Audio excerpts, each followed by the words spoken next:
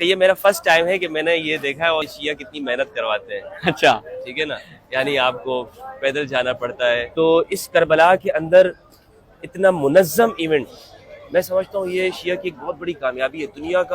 دنیا کی ایک منظم قوم میں ان کو دیکھ رہا ہوں. اور میں بسم اللہ الرحمن الرحیم. اس وقت ہم نجف سے کربلا مشی کر رہے تھے, تو ہمیں اس راستے میں آپ جن شخصیت کو دیکھ رہے ہیں ان سے ملاقات ہوئی ہے. ہم نے کہا کہ ان سے گفتگو کریں. السلام علیکم مصطفیٰ, کیا حال ہے, خیریت سے ہیں؟ وعلیکم السلام ورحمۃ اللہ وبرکاتہ. مفتی فضل ہمدرد صاحب, آپ خیریت سے؟ الحمدللہ, شکر اللہ کا. کیسے آنا ہوا قبلہ ایک دم سے اچانک, اور وہ بھی اس راستے میں جہاں پہ توقع نہیں کی جا سکتی تھی؟ نہیں, کیوں توقع نہیں کی جا سکتی آپ کو؟ یہ کیا صرف مطلب یہاں پر امام حسین علیہ السلام کے لیے جانا یہ صرف کیا آپ لوگوں کا کام ہے کیا؟ ہم سنی نہیں جا سکتے؟ نہیں, ایک آپ ابھی بھی کسی بھی ظاہر سے پوچھیں گے نا, وہ آپ کو ایک دفعہ تعجب سے دیکھے گا, وہ کہے گا مفتی فضل صاحب یہاں پہ کیا کر رہے ہیں. اب یہ مینٹلٹی ہے. چلے, یہ جو تعجب ہے نا اسی کو تو ختم کرنا ہے نا.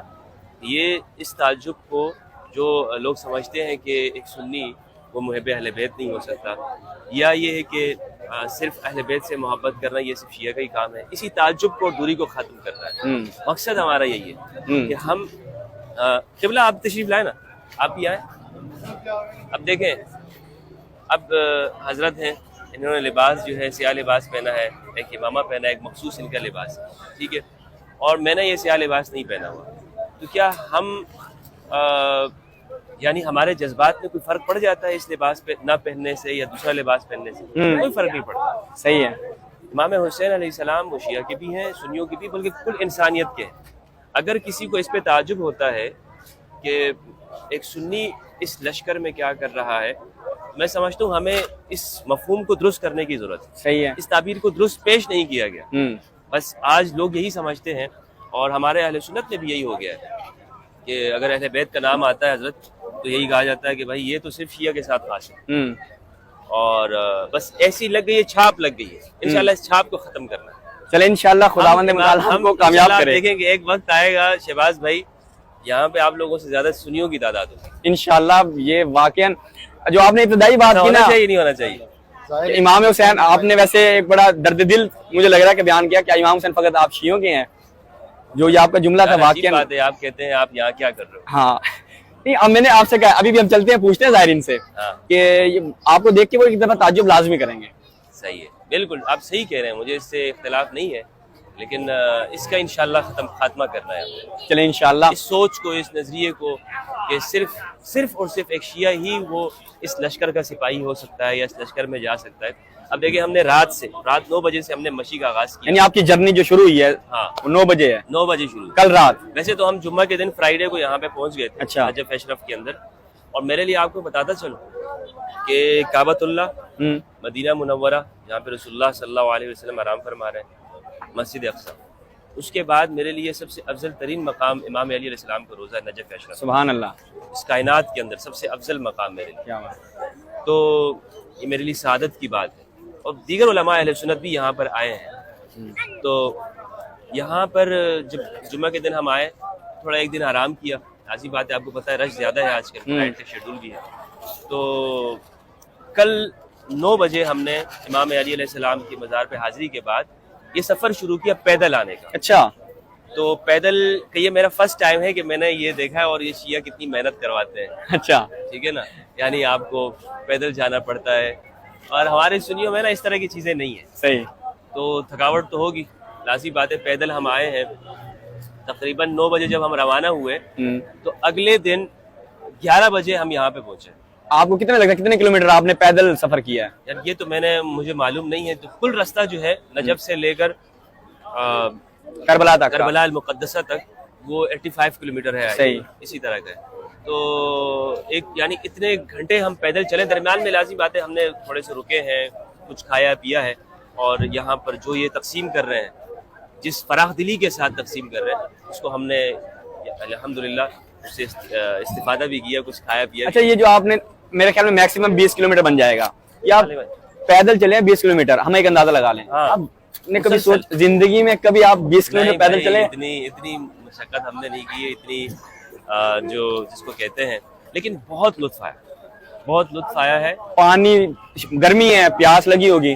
ہاں गर्मी है, खाना, रिहाइश, रात का मौसम है, रिहाइश भी कोई इतनी कोई वो नहीं होती जो आपको कोई खास इसको कह सकते हैं जैसे आपको घर में मैसर होती है। आप सब कुछ छोड़ छाड़ कर यहाँ पर आते हैं। लेकिन एक बात है कि यहाँ के लोगों का जज्बा देखकर मैं इनको सलाम पेश करता हूँ। यार ये लोग ना अपने दिलों से अहले बैत को चाहने वाले, ये दिल से इनके अंदर अगर हम देखें ना, हम शायद ये समझते हो कि बनावट करते, बनावट नहीं करते। छोटे छोटे बच्चे, इस 43 टेम्परेचर है, लोग अपने घरों से लेके आए हुए, आप देखें ना, और इस रश के अंदर, इज़्दिहाम के अंदर वो जा रहे हैं, गर्मी को बर्दाश्त कर रहे हैं, धूप को बर्दाश्त कर रहे हैं, घर से दूर हैं। वो आराम नहीं है जो घर में मैसर होता है। एक मकसद के लिए सभी एक समत में जा रहे हैं, एक की तरफ जा रहे हैं। सही। और वो ये है इमाम हुसैन का रास्ता।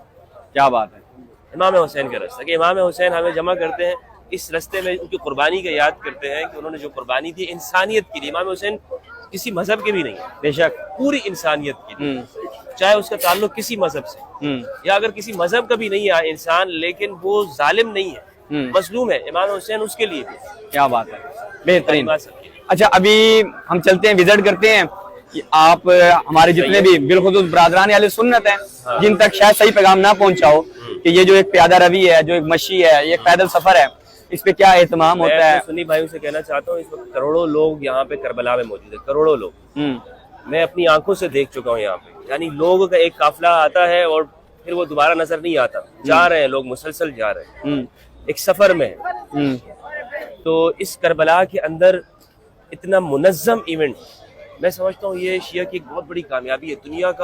दुनिया की एक मुनज़्ज़म कौम मैं इनको देख रहा हूँ। और मैंने यही लिखा था यूट्यूब के ऊपर कि यहाँ से हम सीखेंगे, करीब से देखने का मुझे मौका मिल रहा है शिया कौम को और इस मसलक को जानने का, इनके अफकार और नजरियात, इनके रस्म और रिवाज का, इनके तौर और तरीके को मालूम हो कि आखिर इतने अरसे, सदियों से इनके साथ जुल्म हुआ है, सदियों से, और यानी जबर हुआ है, तशद्दुद हुआ है, लेकिन फिर भी ये लोग बाकी हैं। क्या वजह है? वो मुझे बहुत यहाँ पे आगे करीब से मालूम हो रहा है कि बच्चा वो एक तरबियत के अमल से गुजरता है।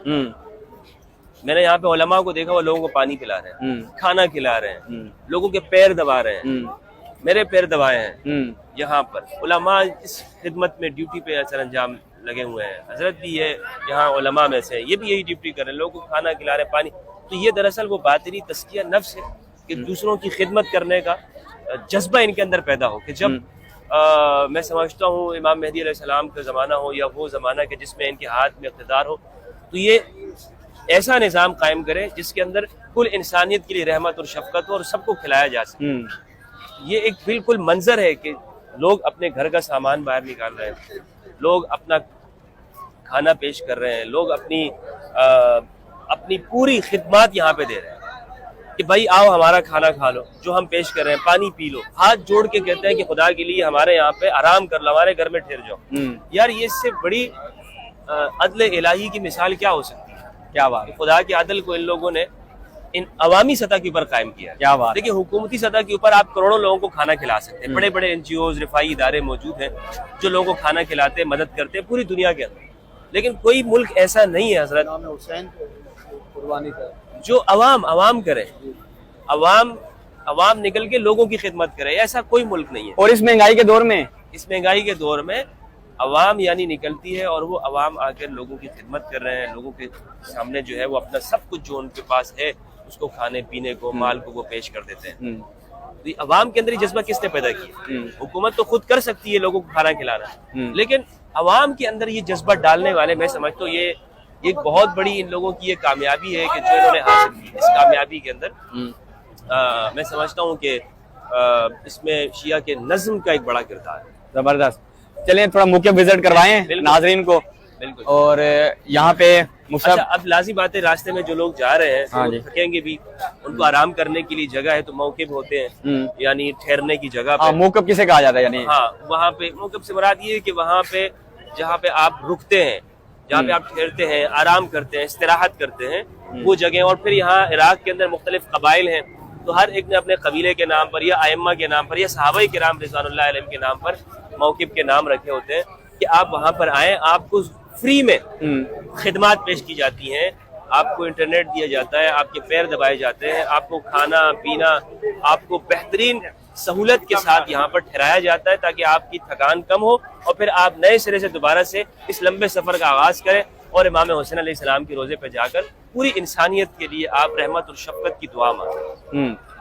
यहाँ पे मुफ्ती साहब चाय पाकिस्तानी, हाँ चाय, पाकिस्तानी चाय आपने पी है वैसे अभी तक? चाय मैंने देखें, चाय इधर से आ जाएं।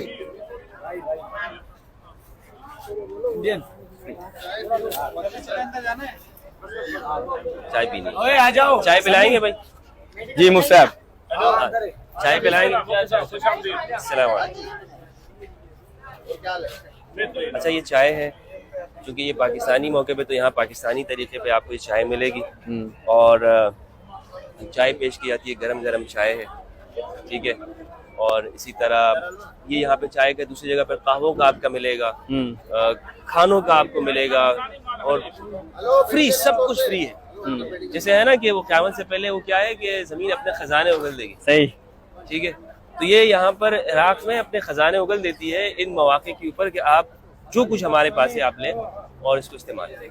चलें, खाने के मेरे ख्याल में यहाँ पे टाइम, चूंकि मगरिब की नमाज हो चुकी है, सही है, और नमाज के फौरन बाद खाना होता है। चले तो ठीक है, किबला गेट जरा करवाएं। ठीक है। इन्होंने तहैया किया कि ये भी इस मशीन में शामिल होंगे और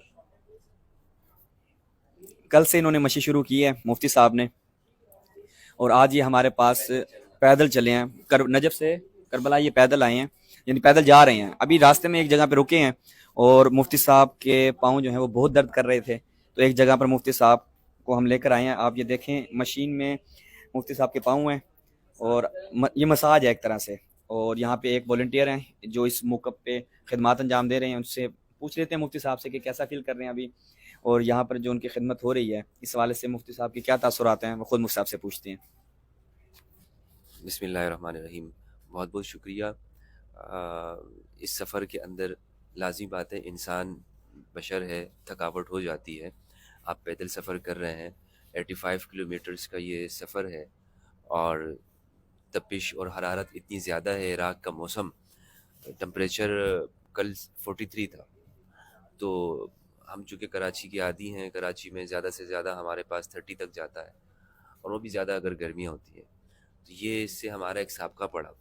लेकिन यहाँ पे अहले इराक़ की मोहब्बत देखकर और इनकी वॉलंटियर खिदमत देखकर, जिस तरह ये अभी देखें मैं थका हुआ हूँ लेकिन ये मसाज भी यहाँ पे करा रहे हैं, दबा रहे हैं, खिदमत कर रहे हैं ज़ायरीन के लिए, ये बिल्कुल उनके लिए अपनी पलकें बिछा देते हैं।